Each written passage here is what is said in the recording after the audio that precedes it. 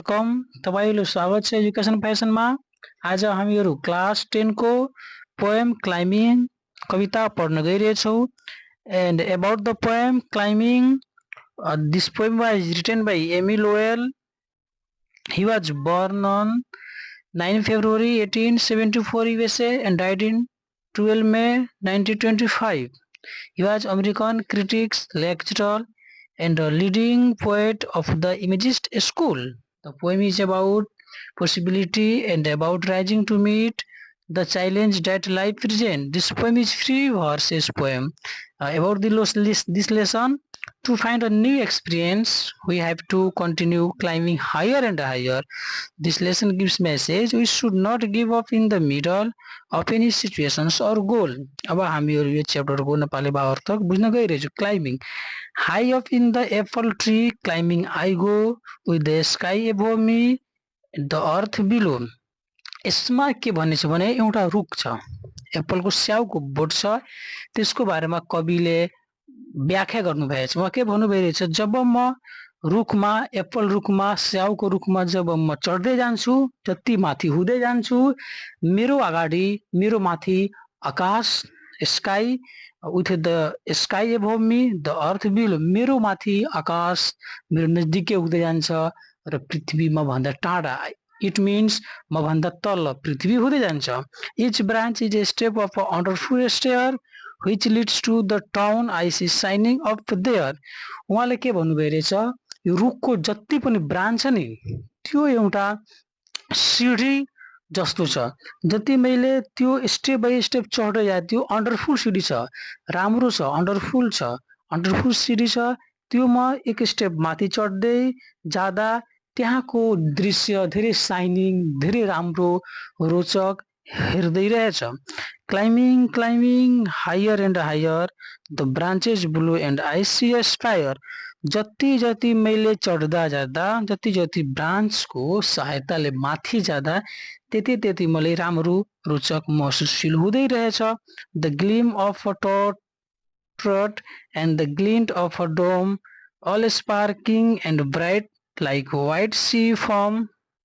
उहाँको भनाइ अनुसार जस्तै हाम्रो गुम्बा हुन्छ नि, त्यो गुम्बै जस्तै चम्क्नु, गुम्बा डोम ग्लिन्ट गुम्बा जस्तै ग्लो हुँदै राम्रो हेर्दै हामीहरू ब्राइट राम्रो आकाश हेर्दै तल माथि हेर्दै भने आकाशको चमक जस्तै गुम्बा जस्तो कति राम्रो मन्दिरहरू हेर्छ, गुम्बाहरू हेर्छ, त्यो अनुसार त्यस्तै आकाश निलो हेर्दै तल हामीहरू चाहिँ तल हाम्रो पृथ्वी छ, सी छ, त्यो छोड्दै माथि जाँदै हाम्रो समुद्रको पानी निलो निलो कति राम्रो हेर्छ, त्यस्तै हामी जति पनि माथि जाँदा त्यस्तै त्यति राम्रो वन्डरफुल एन्ड ब्युटिफुल हामी हेर्दै गइरहेको छौँ। उहाँको भनाइको अर्थ हो हामीहरू सक्सेस तर्फ जति पनि अगाडि बढ्छौँ त्यति हामीलाई राम्रो लाग्छ। पछाडि हामी धेरै आफ्नो दुःख कष्टहरू छाडेर अगाडि बढ्ने प्रयास गर्यो, सक्सेस तर्फ जाने प्रयास गर्छौँ भने हामीहरूलाई अगाडिको भविष्य जहिले पनि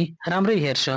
अब थर्ड स्ट्यान्जामा के भन्छ, पुग्यो थर्ड स्ट्यान्जामा के भनिरहेछ भने on and on from bow to bow, on and on from bow to bow, हामीहरू जति हाँगाहरू चढ्दा माथि जाँदा the leaves are thick but I push my way through, हाँगामा माथि चढ्दा पातहरू बाक्लो छ, धक्लिरहेछ, तपनि म अगाडि हार मान्दिन, माथि चढ्दै जान्छु। कविले भन्नु भइरहेछ before I have always had to stop, मैले रोक्न भनिरहेछ, सधैँ रोक्न तर म रोक्दिन।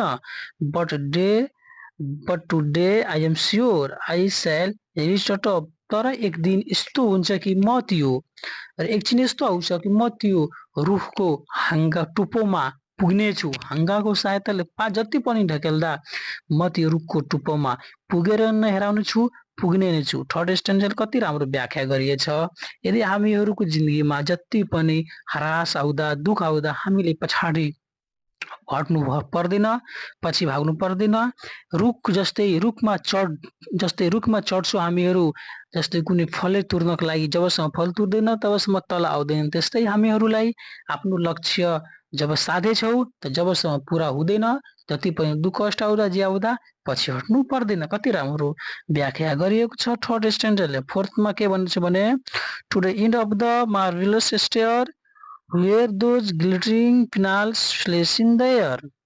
यसले के भनिरहेछ भने कति भव्य सिडीको सहायताले म यो रुखको टपमा पुग्ने छु। Where those glittering pinnacles flash in the air, र त्यहाँ चम्किएका फ्लेस ग्लिटरिङ चम्किएका हावा माध्यमले चम्किएका हावाहरू क्लाइम्बिङ हायर आई गो, जतिमा माथि चढ्दै जाँदा त्यति राम्रो भव्य दृष्टि म हेर्दैछु। With the sky close above me the earth far below, आकाश म भन्दा नजदिकै हुँदैछ तर पृथ्वी म भन्दा टाढा हुँदैछ, टाढा गइरहेको छ। यो कवि कति राम्रो फोर्थ स्ट्यान्जामा व्याख्या गर्नुभएछ। भन्नुभएछ कि जब म आफ्नो जिन्दगीको जुन मेरो लक्ष्य छ तबसम्म म यो पुरा गर्दिनँ, भव्यले राम्रोसित पुरा गर्दिनँ, तब म पछि हट्दिनँ। जब मैले आफ्नो भविष्यमा जे मैले निर्णय लिएछु त्यहाँसम्म पुग्दिनँ तबसम्म पछि हट्दिनँ। पछि म हेर्दिनँ के छ के छैन। जति पनि दुःख कष्ट हुँदा म आफ्नो कर्तव्यनिर पुग्ने नै छु। यो क्लाइम्बिङ च्याप्टरमा पनि कविले के व्याख्या गर्नुभएछ कि एउटा एप्पल रुखमा चढ्दा त्यसको ब्रान्चेसहरू कति वन्डरफुल स्टेयर छ। त्यो सिडीको एउटा प्रतीक हो, सिडी जस्तो छ। त्यहाँ गर्दै माथि चढ्दा जति माथि चढ्दा पातहरू तल ढकेल्ने प्रयास गर्छ, तर म हरास मान्दिनँ, म रुखको टपमाथि पुग्ने छु। जब म टपमाथि पुगिरहेछु भने मेरो नजिकमा आकाश स्काई हेरिरहेछ, तल पृथ्वी हेरिरहेछ। म जबसम्म टुप्पोमा पुग्दिनँ तबसम्म छाड्दिनँ। यसको भाव के हो भने हामी जुन पनि कर्तव्य लिएछौँ, जुन पनि लक्ष्य लिएछौँ, हाम्रो जिन्दगीमा धेरै दुःख कष्ट हुने गर्छ, धेरै दुःख कष्ट आउँछ। त्यसमा फोकस गर्नु हुँदैन, आफ्नो लक्ष्यतर्फ जहिले पनि अगाडि बढ्नुपर्छ। यो क्लाइम्बिङ कविता यो भनेछ। यसमा मैले केही एक्सर्साइजहरूको सोल्भ गरिदिएछु, तपाईँहरू हेर्न सक्नुहुन्छ।